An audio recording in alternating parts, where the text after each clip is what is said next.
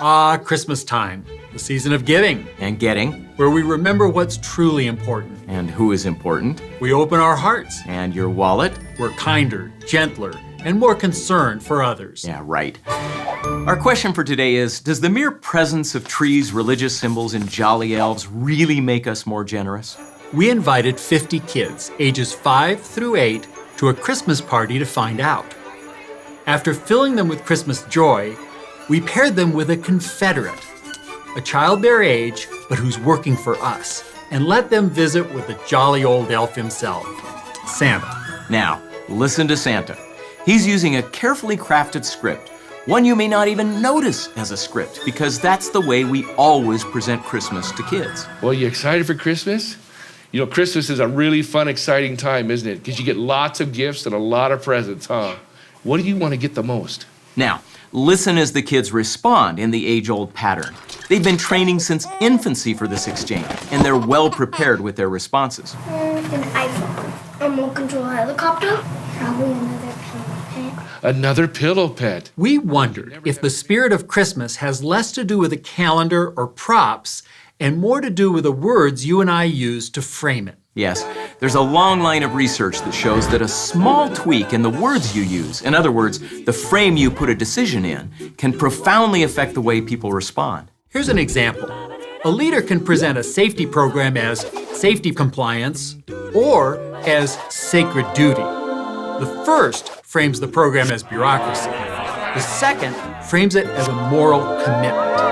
The most powerful frames provide a moral context for action. Politicians understand moral frames very well.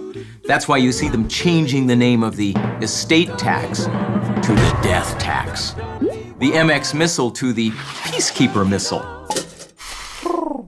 and the term civilian deaths to collateral damage. Okay, so that's the theory, but does it really matter? Back to Santa. Could something as trivial as the words you use to frame Christmas with small children affect their behavior?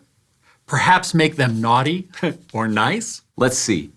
In our control condition, Santa followed the normal script, what we call the getting frame.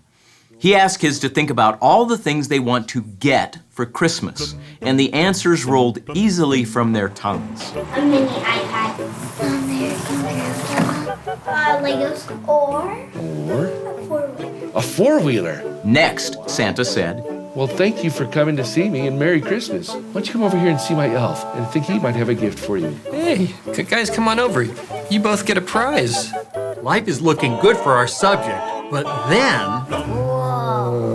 You know what, though? I only have one of these big ones. You each get one. Why don't you pick first?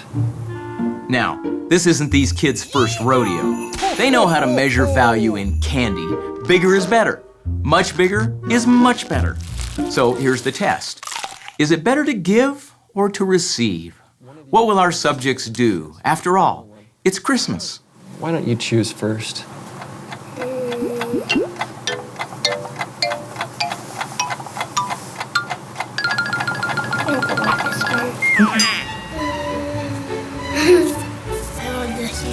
You have the huge one?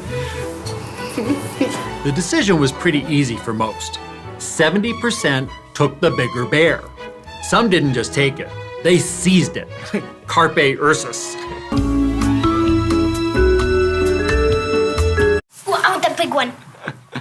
So what's going on here? Is this just a natural order of things? Or are kids at least at some level reacting to the frame we adults give them?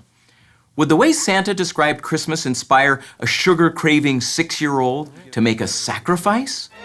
In the experimental condition, Santa changes the script. Are you excited for Christmas? Yeah? It's a great time for sharing and for giving and for being nice to people, huh? Yeah, what kind of gifts do you like to give? Now this was interesting because it totally threw some kids for a loop. Wait, what gifts or what? What gifts do you like to give? How many gifts you want to give? I want a lot. You want a lot? Okay. It was as though they couldn't even hear the word change. But Santa persisted until they got the new frame. What kind of gifts are you most excited to give? Like a whole bunch of presents. Love. Oh, isn't that the greatest gift of all? I like to donate stuff. Flowers? Oh, that is so sweet. And when they did, he handed them off to the elf, and watch what happens. You don't look like an elf. You know what? I've only got one big prize left. Why don't you pick first? What kind is it? Like the chocolate? I think Which one do you want? this one. Oh, all right. Do you want to pick first?